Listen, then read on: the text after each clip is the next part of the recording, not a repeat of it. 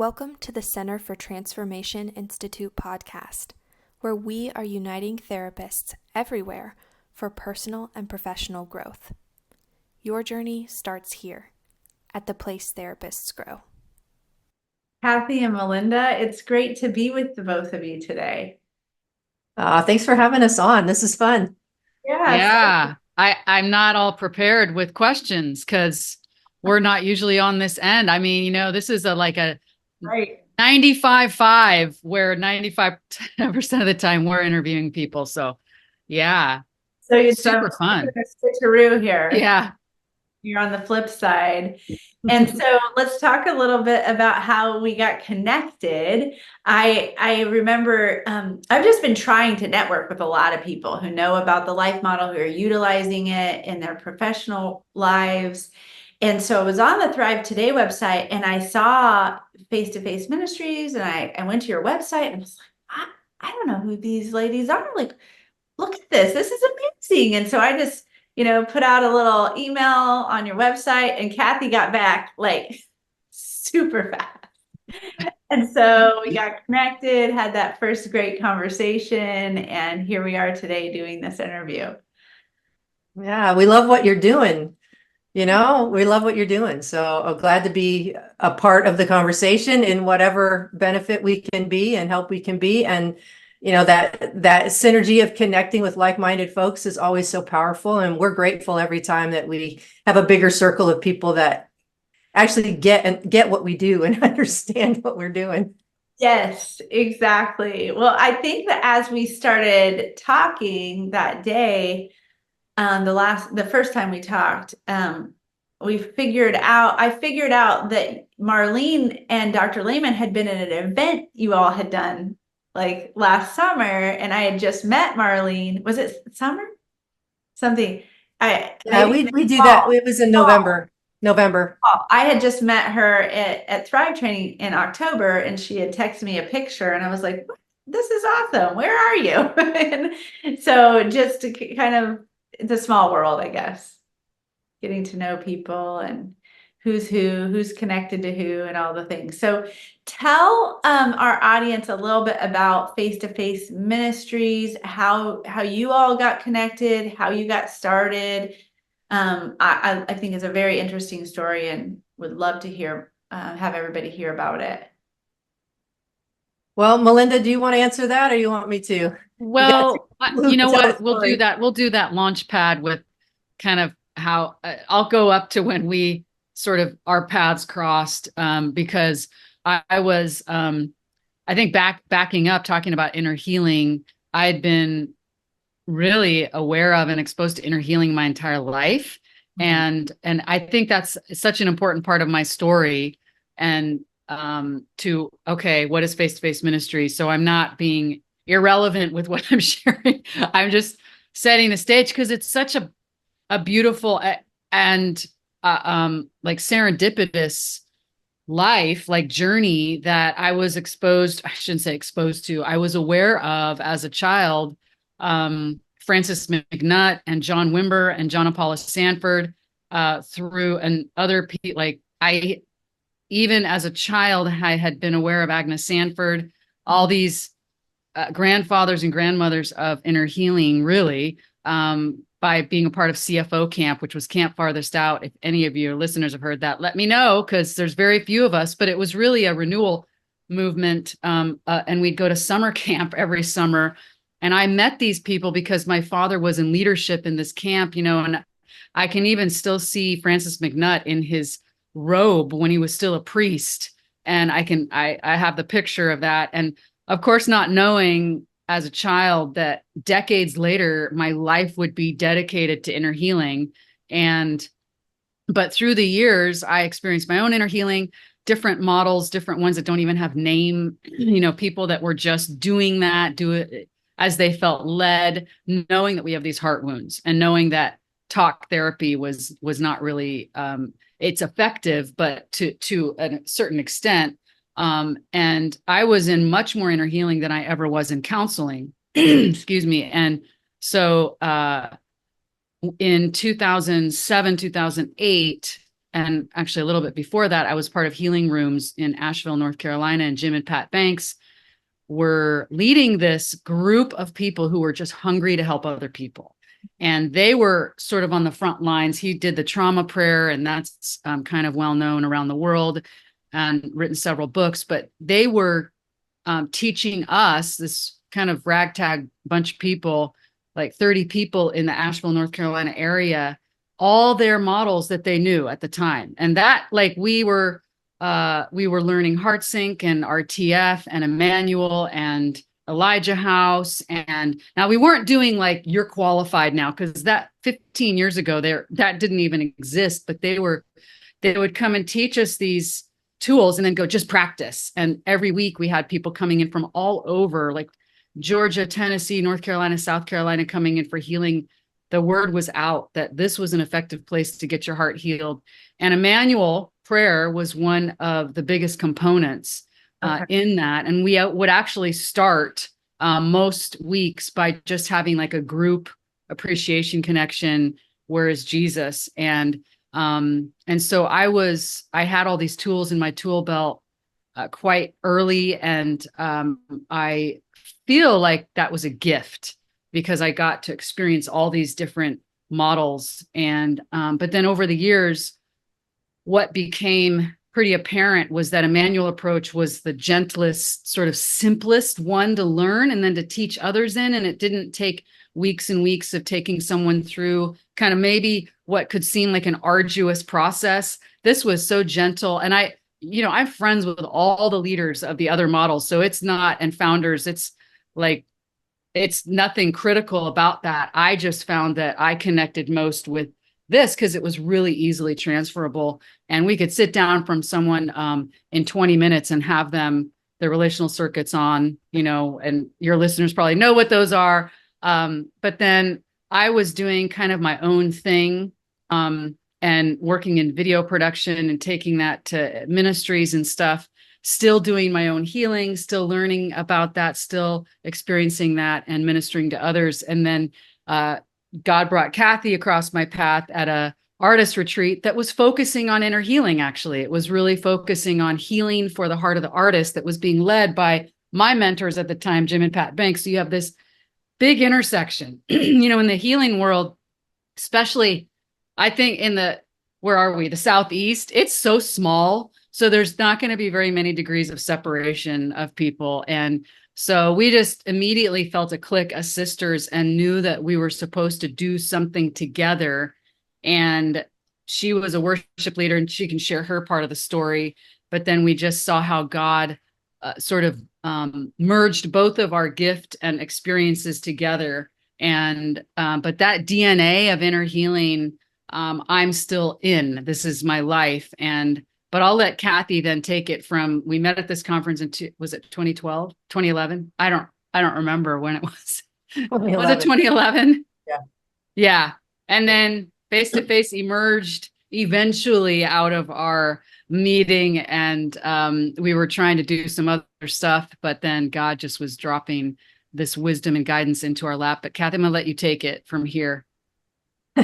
Yeah, I just have one of those stories where, I grew up in the church and everything was, very much in Christendom my whole life, but there was a lot of brokenness that I was carrying along with me. And it finally hit the fan in 2008. And I lost everything of my life as I knew it at that point, including my marriage, my job, reputation. I'd been a worship leader on staff at a church, and I made a big mess of things because of my own heart wounds, which catapulted me into a healing journey that was super profound. And I ended up in an intensive with a licensed counselor in Fort Worth, Texas, who was doing inner healing work on me. And I didn't even have language for it, but bringing Jesus into my trauma and inviting him in to that trauma, experiencing him in the middle of painful things that had happened to me. And so it was interesting because I had both and that helped me in that triage and first steps of healing with a professional counselor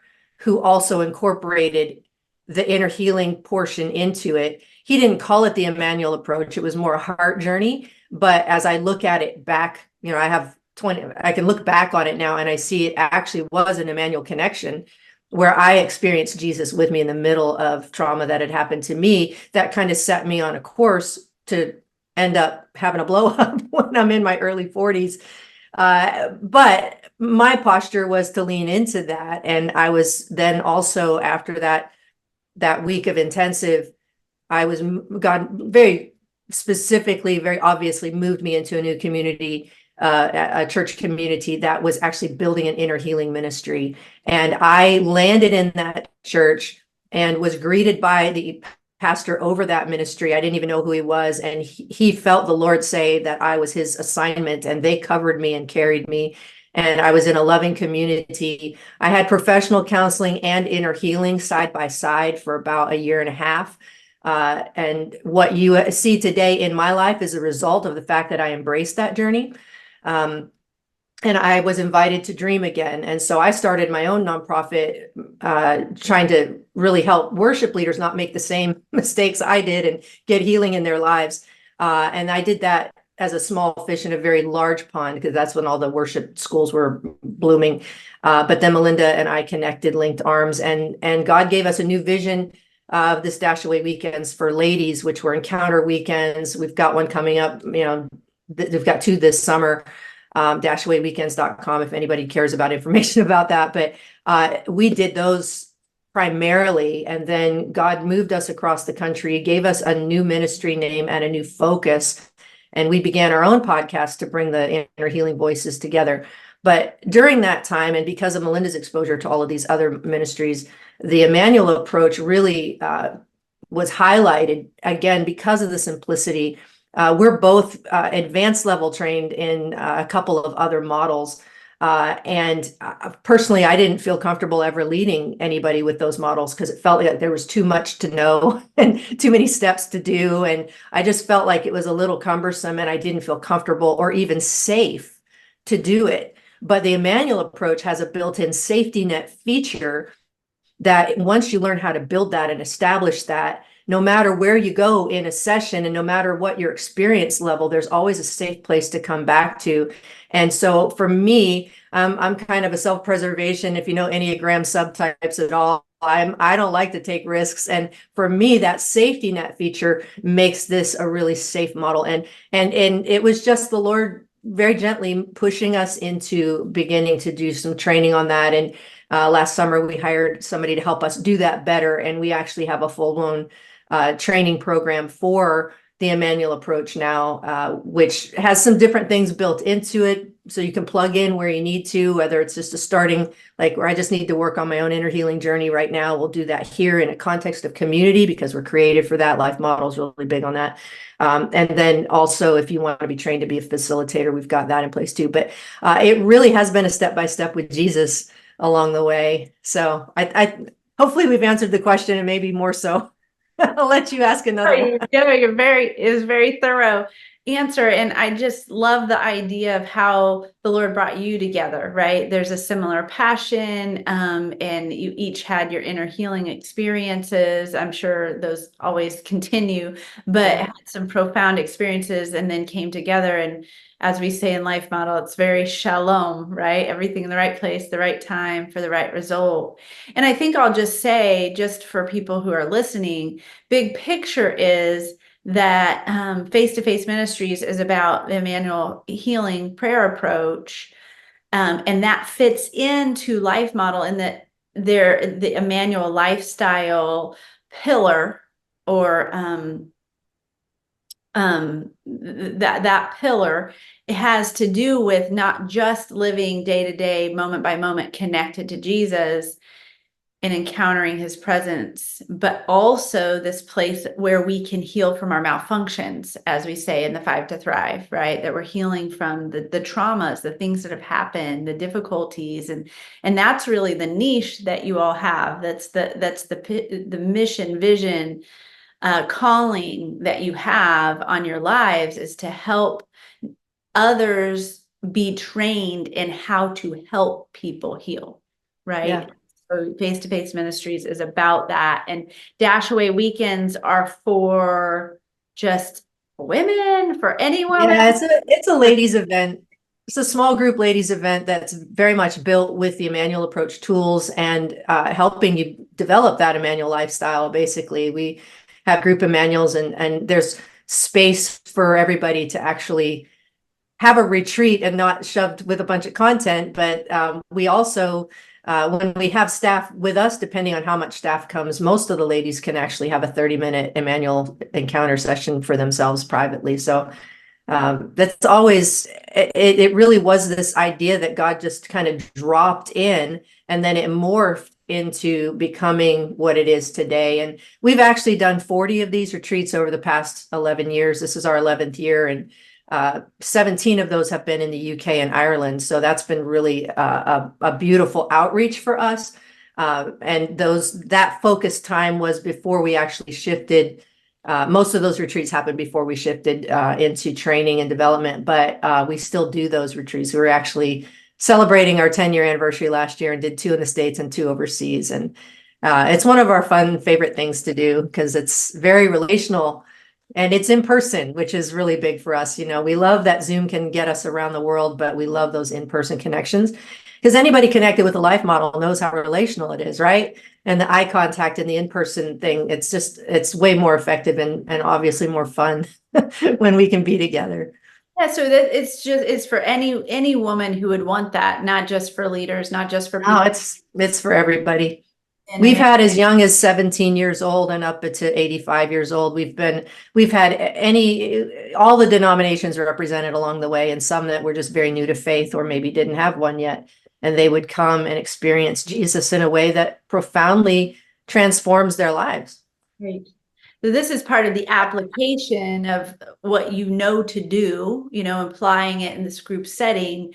But then you also have this training curriculum that's online. It's like an online program where anyone, whether they're a professional therapist or a lay therapist or a pastor or just a stay-at-home mom, they can learn this curriculum and start ministering to people through the Emmanuel approach.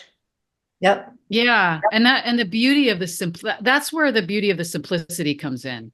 And as Dr. Carl Lehman says, a 3rd grade educated Ugandan can do this. And he says that because he actually did that with a 3rd grade educated, like 17-year-old Ugandan, and the simplicity of it. And also the non-threatening nature of it, as far as we're not asking anyone to come in and share their whole trauma story or repeat it or live through their big pain.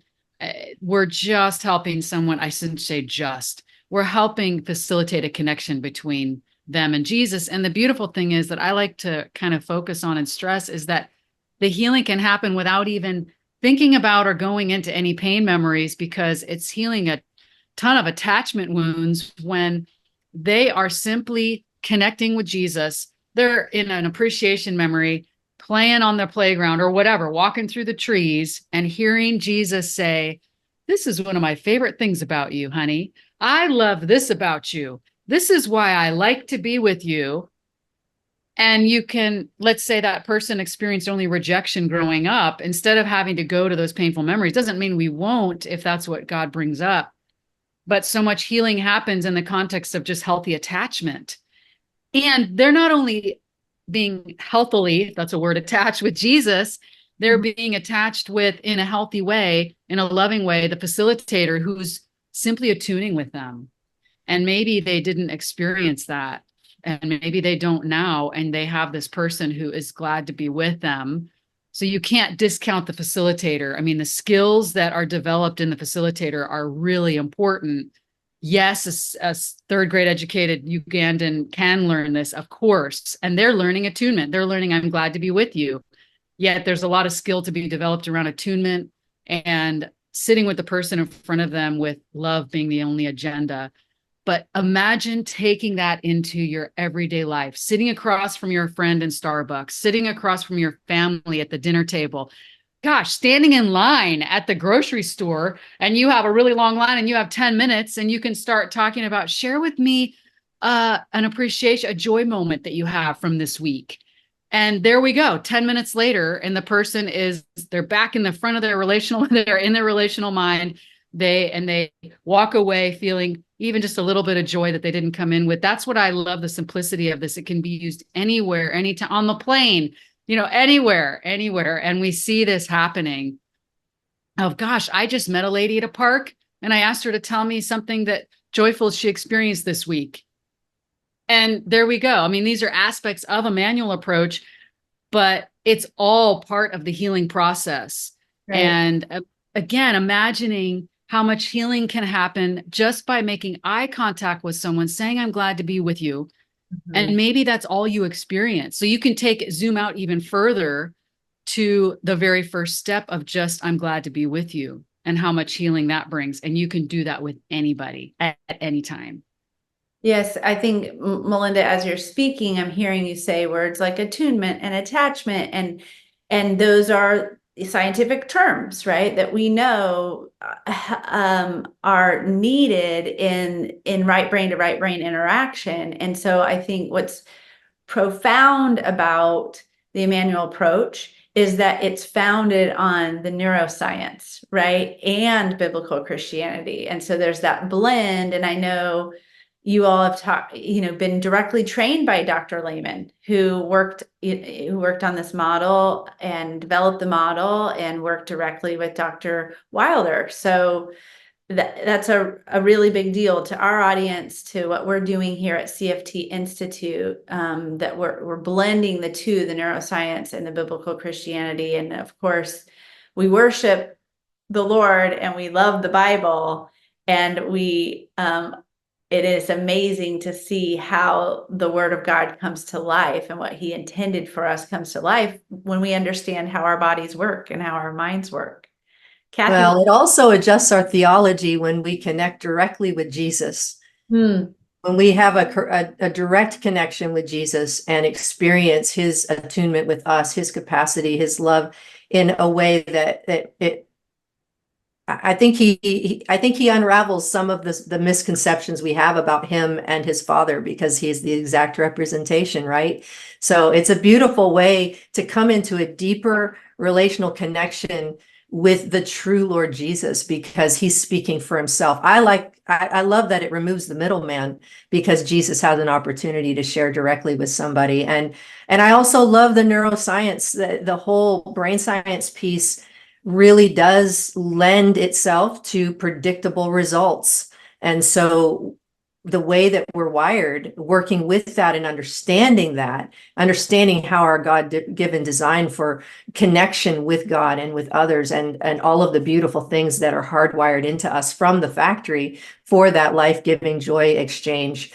I love that, because it really does lend itself to really great results. And when you can incorporate that into your day-to-day, like the more you experience that and have a facilitator helping you, and the more healing you get connecting with Jesus, then you begin to trudge a new path and begin to have a new default that forms in you, to where you learn to watch for those appreciation moments during the day. You're learning to ask Jesus, hey, where are you right now in this? Hey, Jesus, I need some help and wisdom right now. It's like there's a whole beautiful lifestyle that can develop out of understanding what the key, Psalm 100 verse 4, enter His gates with thanksgiving and into His courts with praise. That is the password of praise, to unlock that connection. And it's for our benefit that we're even asked to do it, not God's. He's wired us to respond to that. So I love all of that brain science piece. And I love how science and the Bible are supporting each other in a way that you can't deny. It's beautiful. Right. I'm just thinking about Romans 12, about being transformed by the renewing of your mind. I mean, that's really what we're talking about, that we can be transformed from our old self, or the wounded self who's living through this lens of fear and pain and shame, into someone who is living in gratitude and joy, appreciation, and emitting that life-giving love of God to others. So That's what comes to mind as you're speaking about that. So we may have already answered the question then that I will ask, and so if anything else comes to mind, that's great. But it sounds like we've already kind of answered this. And the question is, what would you say is the special or secret sauce kind of thing around Emmanuel approach that drew you most to that as a model to give your time and attention to? I think we kind of did answer that, but I don't think it can be stressed enough, Monica, the simplicity of it. And yes, there's skills to be developed. As Dr. Carl Lehman says, the basics can be learned in a weekend, but the more advanced topics take a lifetime to learn. I see that kind of like life. We're always learning, we're always growing, we're always maturing, we're always being transformed. So we have these marker moments in life, and those are significant and powerful, but then how do we walk that out? And I see this similar thing with Emmanuel approach. We learn the basics and then you spend the rest of your life kind of building on those skills. I mean, we're still learning. We still bump into things that's like, wow, because people are so unique and complex and the heart is so complex. But saying that, Emmanuel approach is so unique in that it's simplicity, and it's in a weekend we can teach you, and you can take those skills, even the basics, and apply them to every area of your life. And where else, how else can you do that? And I just find that the transferability and the simplicity of it makes it so unique. Yeah. There are two pieces of the Emmanuel approach that are what draw me. One is that safety net feature, because I have that in place. I know how to help somebody establish that. And it is as much for my benefit as a facilitator as it is for them, because if anything ever goes off or we get in over our head or run out of capacity on either side of the equation, that safety net is there for both the facilitator and the recipient. I love that feature. The second feature that I love, the second piece of this, is the fact that I do not need to have any answers for anyone, no matter what's going on in their lives, because my job is exclusively to help you connect interactively with Jesus, to stay connected to him throughout the session, and to reconnect if you lose that at any point. I don't have to have a lot of letters behind my name. I don't have to have certificates on my wall. All I need to know really at its core is how to help you stay connected and interacting with Jesus no matter what. And obviously there is training, there is skill, there's advanced troubleshooting that we learn, that we teach, that we help you develop. But those two features, I don't have to tick boxes. I don't have to have answers. I just have to help you connect with Jesus for those answers directly. And the fact that there is a safety net that will catch us at any point if anything goes wrong, and knowing how to use that. So those are the two things that really stand out to me. And yes, the simplicity of transferability is absolutely there. But for me, without a bunch of letters behind my name, it feels really safe to me to learn, because I know my job is not to give you answers or to even prophesy over you. Prophecy is not in this. And one of the things that can be potentially challenging for people who do have therapy degrees and have that as a construct for them, it is a little bit of adjustment, because we train those therapists to learn the Emmanuel approach, and in those that shift of, hey, I'm not driving this. I'm not supposed to be counseling right now. I'm not giving therapy suggestions or any of that. I'm letting Jesus do that. So that is kind of one of the hurdles for people to incorporate this, is that you need to realize that when you are doing a Emmanuel approach, you are not in the therapy chair. You're not sitting there across from someone. You're in the back seat of the car, and Jesus can do this. He's up front driving, and you're just helping them stay connected. I love that about the model. Good. That speaks to spiritual alignment, right? Like who's in charge here? Is it Exactly. me, my flesh, or am I in submission to the spirit? And am I listening? Right. And it's like, there's a lot about the facilitator listening for what the Lord is saying to do, but a lot facilitating or teaching the person you're working with to hear the voice of the Lord and to kind of understand what that feels like. So Yeah. I know we don't have a ton of time left, but the next question I want to ask you is a big deal for our program, right? So our program's tagline is, that we're working on ourselves personally so that we can become our professional best, right? So we view life model as not just something for the client, right, or for the person who's participating, but also for the facilitator as a transformational experience. And we really think about this concept from Alan Shore around right brain psychotherapy, that really if our soul or our subconscious mind is not healed and cleared out of triggers, as Dr. Lehman would say, then what we're transferring to the people we're working with is not what it needs to be.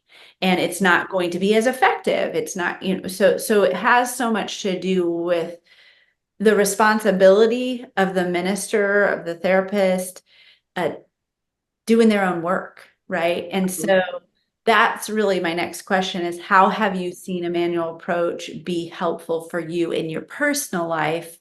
And then the follow-up is, what are you seeing in the lives of the people who are being ministered to?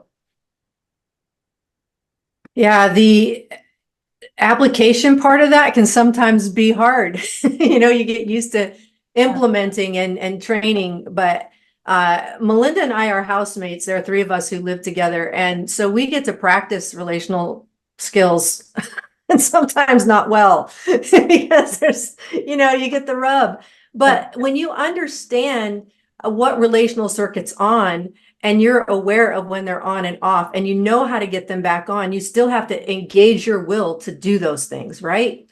Like, I know how to get my relational circuits on when I'm upset about this. What am I going to do about it? Am I going to do something about it? And so we have choices to make. It's not automatically initially the default, but when you begin to make those choices to implement the brain science you do know, and to allow yourself to get in a place where you're able to quiet, you're able to actively implement what you know. And we talk about that. Like, if there's a rub, it's like, listen, we know what to do here. We know how to do this. And so it is something that you choose, and it becomes more of part of a lifestyle. And it's helped our relationship. I mean, it's made a difference with relationships that we have because of the understanding of what's going on.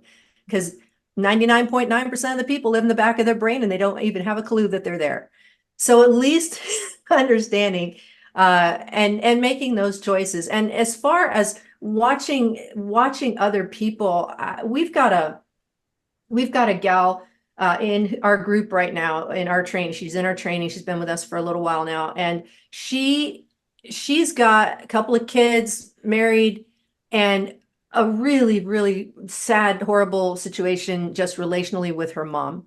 And this gal, simply by learning the appreciation piece, her life has been radically transformed. Like, radically transformed. And she's dealing with hard stuff. She's got, her youngest son has a heart defect, and there's a lot of stuff going on. And you know what, you know how you notice this. I know you guys all know this in your field, that if you've got two people that play the role, and one person starts getting healthy, the other person doesn't know what to do, and they either have to join on the healing journey, or there's adjustments that have to be made. And so we've seen some of our folks experience some of that, and we're able to help them. So, like, here's some things you can do that can even help the people around you begin to start seeing the benefit of appreciation and gratitude. So the practical implications in my own life have been astounding, and I watch it every day in the people that we're training and raising up. Because one of the pillars of our training is your own heart healing journey, and we include heart healing sessions, one-on-one heart healing sessions in our first trimester. You get 4 sessions in the first trimester before you even get into a coaching track. We want you to help you get on your feet, get your own healing journey underway. And then as you practice in mentoring groups, you're receiving sessions there, and your healing journey it's woven in. We're not going to tell you to go do it and then come train. We're going to weave it in. And we're also implementing our third pillar, in addition to the methodology, your own heart healing, is also the life model maturity skills and helping them grow in maturity and relational stuff. So we don't, you got to be well-rounded. It has to be. And so it's such a high priority for us to implement the lifestyle of that it's woven into how we train. And let me just share a real quick personal example of, and Cathy's so right. You can learn these things, but putting them into practice is a whole other thing sometimes. Like, I know better, and then we just don't. But I think it was about 2 years ago. My father is elderly. Has congestive heart failure. He's on the other side of the country in California, but I'm the POA. I'm the one that's most responsible for his care, even though I'm on the other side of the country. So I visit him like every 3 months, but it can be very, very difficult. It is very difficult and painful to be so far away and seeing more failure as he gets older. And a couple of years ago, maybe it was about a year and a half ago, I really was, I don't want to say freaking out, but I've done that. Who hasn't? Come on, let's be real. Raise your hand. But I was very concerned and worried about my dad, and I wasn't there.